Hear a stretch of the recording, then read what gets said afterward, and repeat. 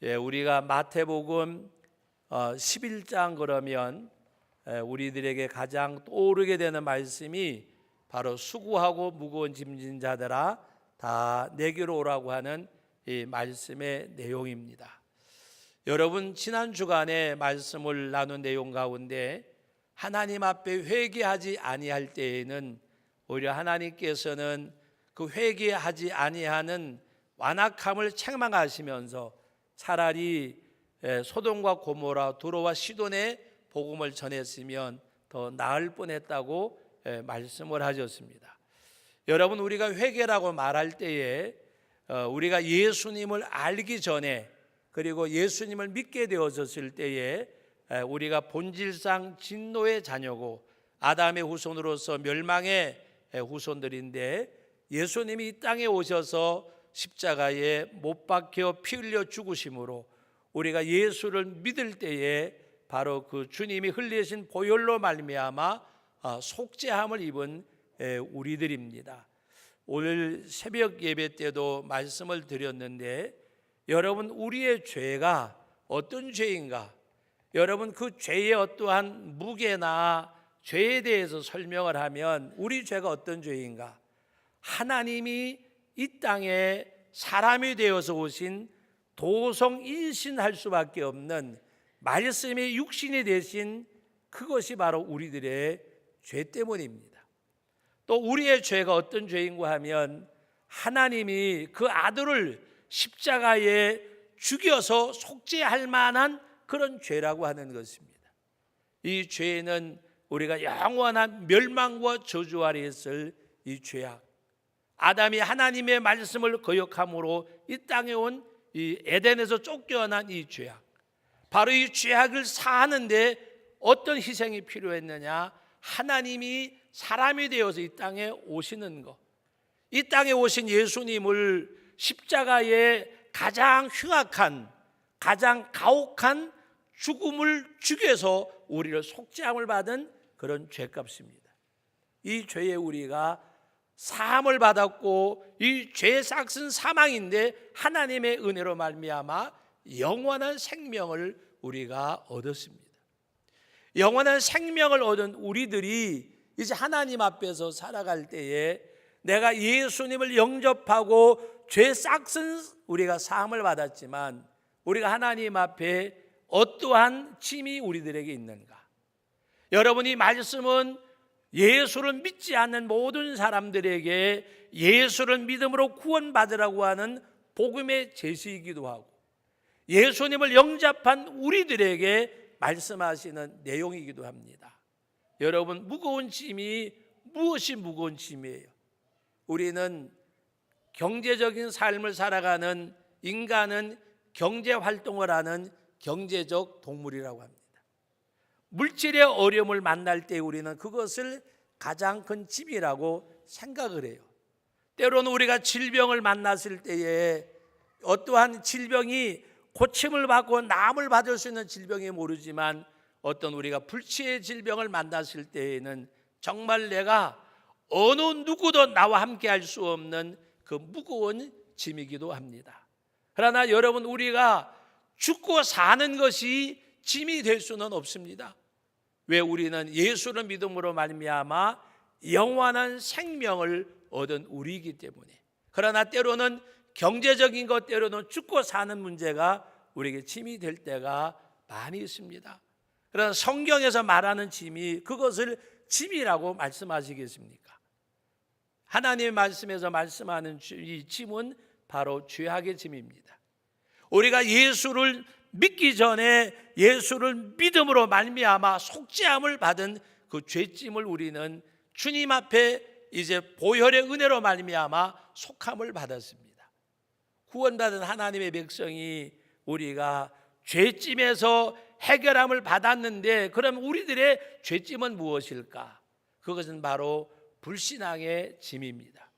여러분, 불신앙이라고 말할 때에 예수를 안 믿는 사람을 가리키는 용어이기도 하지만 예수를 믿는 사람의 불신앙이라고 하는 것은 무엇을 말할까? 예수를 믿지만은 하나님을 온전히 내가 신뢰하지 못하는 것. 여러분, 불신앙의 죄악 가운데 그것이 무엇으로 표현될까? 가장 먼저는 하나님의 말씀을 불순종하는 것입니다. 불신앙의 죄라고 하는 것은 말씀을 순종하지 아니하는 것. 하나님의 말씀이 있음에도 불구하고 말씀과 동떨어진 삶을 사는 우리들이라고 말입니다. 말씀과 동떨어진 삶을 살면 그거는 불신앙의 죄짐입니다. 여러분, 오늘 우리는 말씀에 순종하는 삶을 살아야 합니다. 여러분, 사울이 왕이 되었지만은 하나님 앞에 버림을 받은 이유 중에 하나가 바로 불순종의 죄악입니다.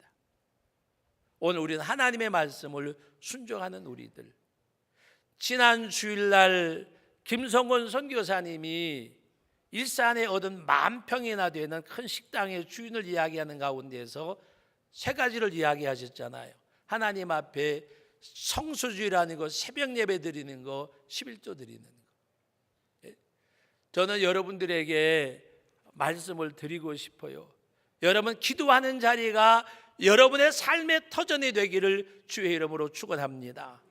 말씀을 듣는 자리가 여러분의 삶의 터전이 되기를 주의 이름으로 축원합니다.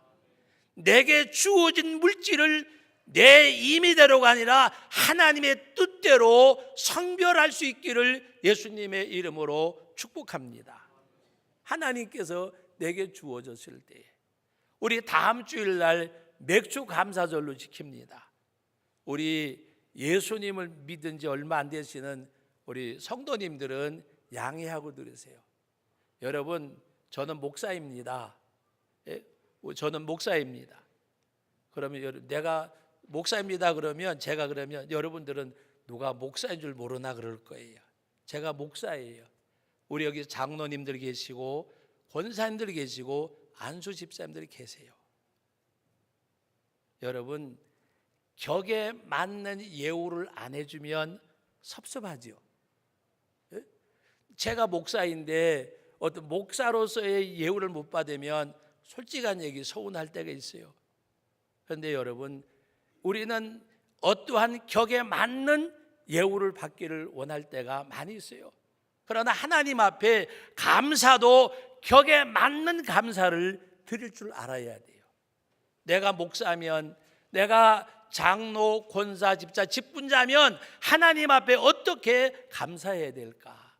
감사가 격에 맞는 감사가 있어야 돼요.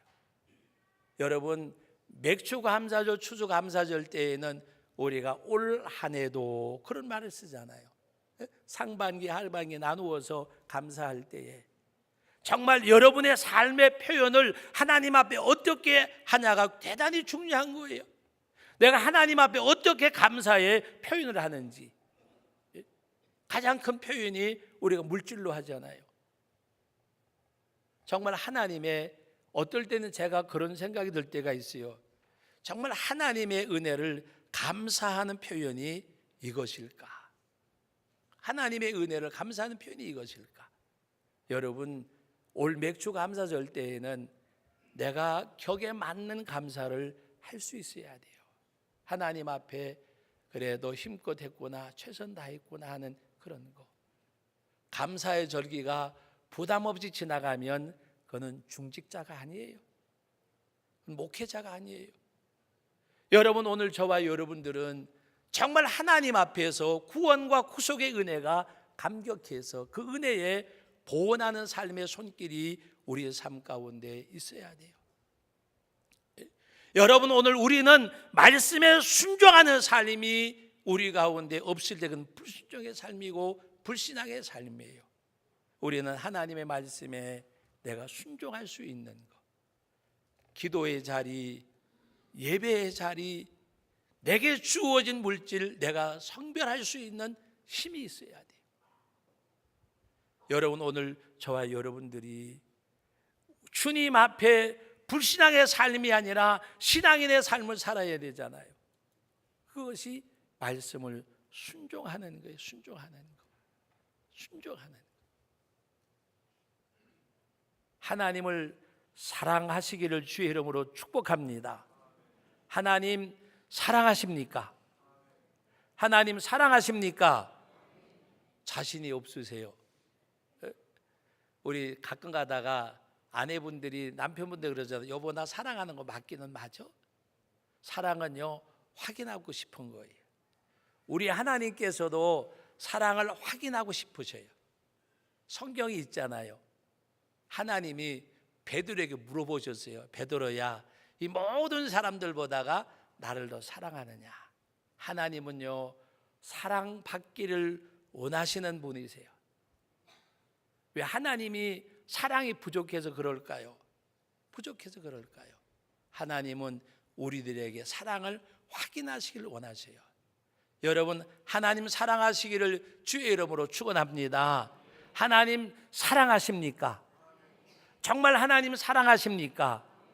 사랑의 증표가 있는 신앙생활이 순종이에요. 순종. 네? 순종이에요. 네? 우리가 하나님 앞에 말씀에 순종하고 그 다음은 여러분 성령의 감화와 감동의 인도를 받으셔야 돼요. 성령의 감화와 감동의 인도를 받으셔야 돼요. 제가 우리 제천에 와서는 한 번도 그렇게 한 적이 없는데 강원도에 있을 때에는 조금 이 설교 시간에 한 1, 2분, 5분 드라마를 덜 했댔어요. 성령의 역할을 말씀을 전할 때에 어떤 모습을 이렇게 보여드렸었는가 하면 A라는 사람과 B라는 사람이 싸우잖아요. 이제 도토는 모습을 하고 그다음에 C라는 사람이 가서 말려요. 왜 싸우세요? 왜 싸우세요? 뭐 그것 가지고 싸우세요. 별것 아닌 거 가지고 다투세요. 여러분 둘이 싸우는데 A라고 B라는 사람이 싸우는데 C라는 사람이 말리잖아요. 성령의 역사는 그와 같은 거예요. 성령께서 우리에게 야, 너 그 길 가면 안 돼. 그거 하면 안 돼. 너 지금 그거 아니야. 그거 아니야. 저는 여러분들에게 오늘 부담을 드리려고 하는 것이 아니라 되도록이면 주일은 본교에서 지키시기를 주의 이름으로 축복합니다.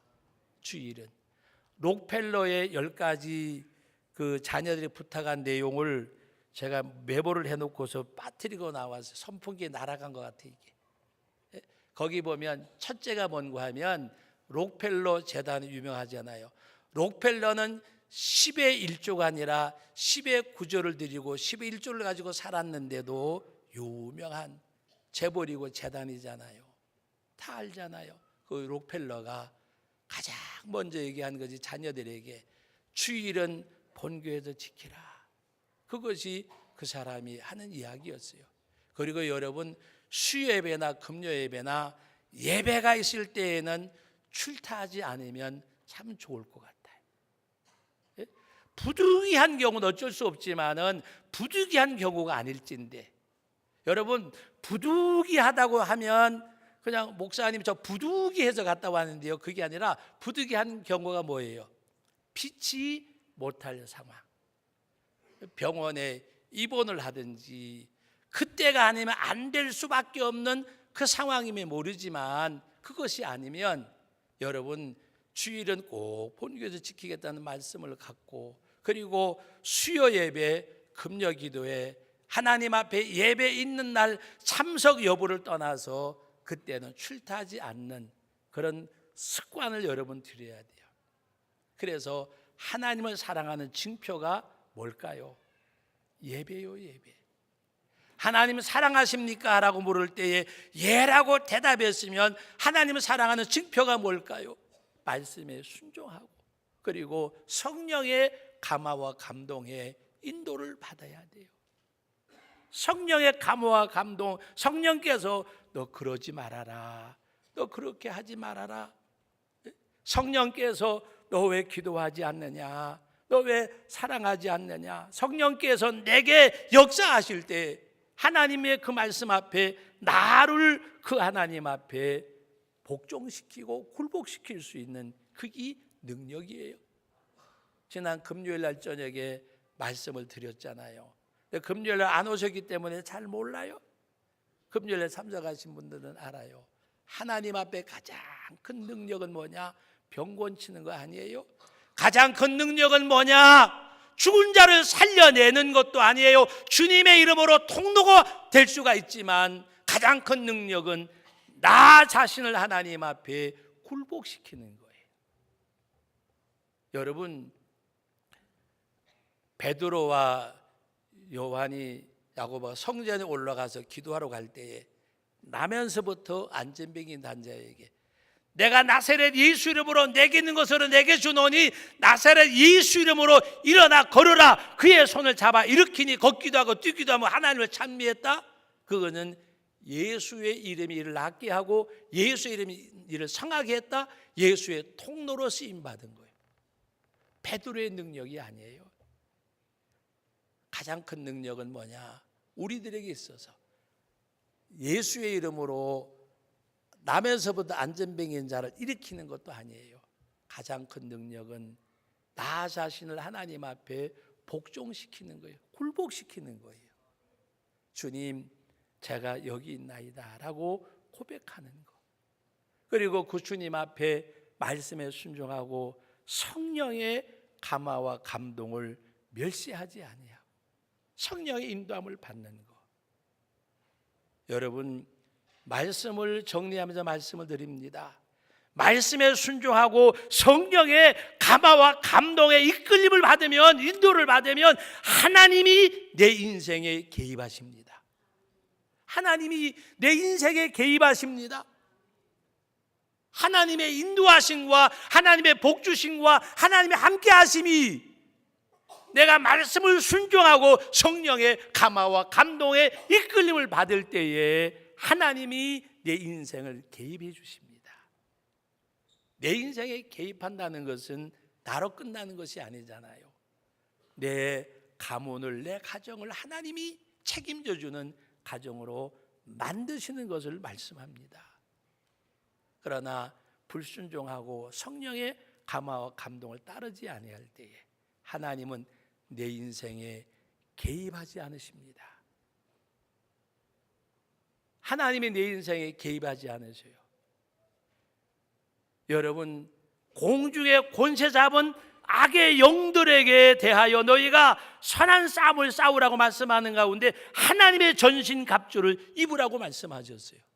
진리의 띠를 띠고 의의 흉배를 붙이고 복물에 예배한 신을 신고 구원의 투구를 쓰고 성령의 검 곧 하나님의 말씀을 가지라. 말씀을 순종하는 것이 우리에게는 무기예요. 성령의 감동에 이끌림을 받는 것이 내가 가야 될 길이에요. 마게도냐를 향하게 된 바울은 마게도냐 환상을 하나님이 보여주셨는데 우리를 와서 도우라고 할 때에 자기 계획을 내려놓고 하나님이 보여주는 땅으로 가는 거예요.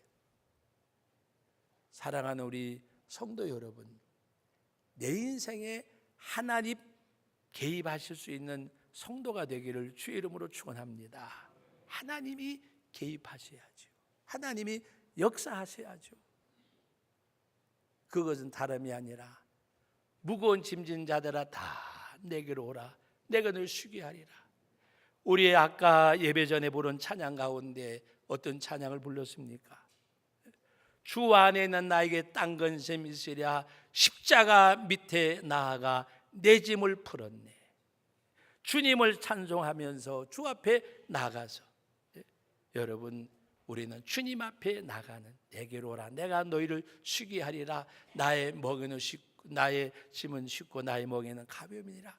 여러분, 오늘 이 11장 말씀 가운데 마지막 우리 말씀 23절 제가 이 돋보기를 안 보면 잘 안 보입니다. 눈을 수술을 해놔가지고 우리 다 같이 한번 읽어보도록 하겠습니다. 마태복음 11장 말씀 우리 28절 말씀부터 30절까지 다 같이 우리 같이 읽습니다. 수고하고 무거운 짐진 자들아 다 내게로 오라. 내가 너희를 쉬게 하리라. 나는 마음이 온유하고 겸손하니 나의 멍에를 메고 내게 배우라. 그리하면 너희 마음이 쉼을 얻으리니 이는 내 멍에는 쉽고 내 짐은 가벼움이라. 내 멍에는 쉽고 내 짐은 가볍다고 말씀하셨어요.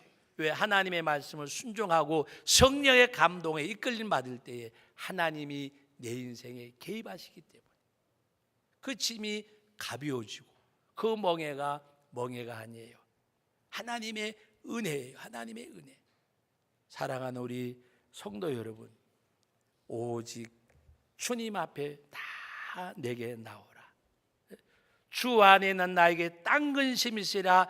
십자가 밑에 나아가 내 짐을 풀었네. 내 짐을 풀었네. 그것이 다름이 아니라 순종과 성령의 인도하심입니다. 거기 우리 자신을 들여서 하나님이 내 인생에 깊숙이 개입하시는 그 은혜와 축복이 있기를 주님의 이름으로 축복합니다.